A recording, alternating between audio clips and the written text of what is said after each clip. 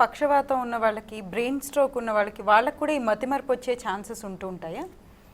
మతిమరుపు అనేది వస్తుందండి. అంటే స్ట్రోక్ వచ్చిన వాళ్ళకి దాని ఎంత సైజులో బ్రెయిన్ అనేది ఎఫెక్ట్ అయింది, ఏ పార్ట్లో అయింది. జనరల్గా మెమరీ అనేది it is linked to the left side of the brain. Right side అనేది దానికన్నా లెఫ్ట్ సైడ్ బ్రెయిన్ ఫంక్షన్ ఎక్కువ, మెమరీ అనేది ఆ ఫంక్షన్ అనేది లెఫ్ట్ సైడ్ బ్రెయిన్లో ఉంటుంది.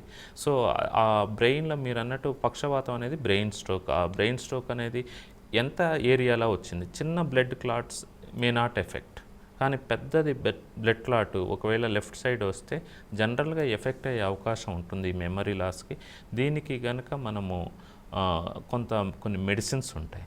మెడిసిన్స్ని ఫిజియోథెరపీ తోటి, మెడిసిన్స్ తోటి కొంచెం regular interaction with family members, relatives తోటి చేస్తే మెల్లమెల్లగా ఇంప్రూవ్మెంట్ అవుతుంది.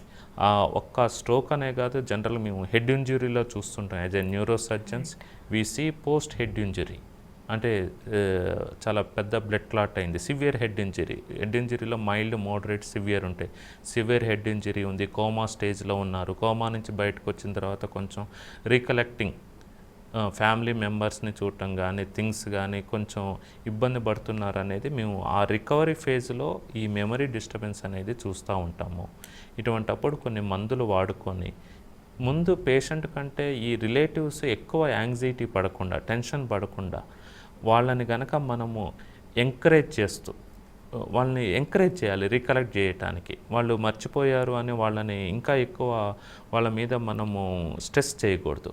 If you give time they can slowly recollect. We have to give time.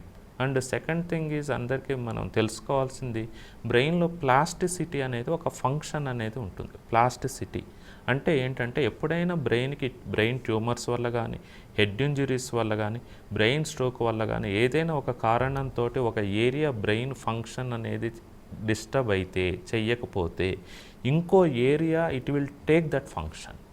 It is a well documented, well studied in the neuro science. So దీనికి మనం భయపడకూడదు. Recovery coma నుంచి బయటకు వచ్చారు, అది ఏదైనా హెడ్ ఇంజరీ అనుకోండి, స్ట్రోక్ అనుకోండి, సర్జరీ తర్వాత అనుకోండి, ఏదైనా ఇన్ఫెక్షన్ వల్ల వచ్చింది, ఫిట్స్ తర్వాత వచ్చిందా, మనం కంగారు పడకుండా వాళ్ళకి టైం ఇచ్చి కొంత మనం మందులు వాడి ఉంటే over a period of time they can recollect almost 80% of 90% of the things they can recollect. Doctor గారు, ఇప్పుడు మీరు తలకి తగిలే దెబ్బల గురించి మాట్లాడారు. సో మనకి బయట చూపిస్తూ ఉంటారు సినిమాల్లో, అలా సడన్ గా పోతుంది, మళ్ళీ సడన్ గా వచ్చేస్తూ ఉంటుంది మెమొరీ అనేది. అది కరెక్టేనా? సడన్ గా అయితే జరగదండి, over a period of time జరుగుతాయి.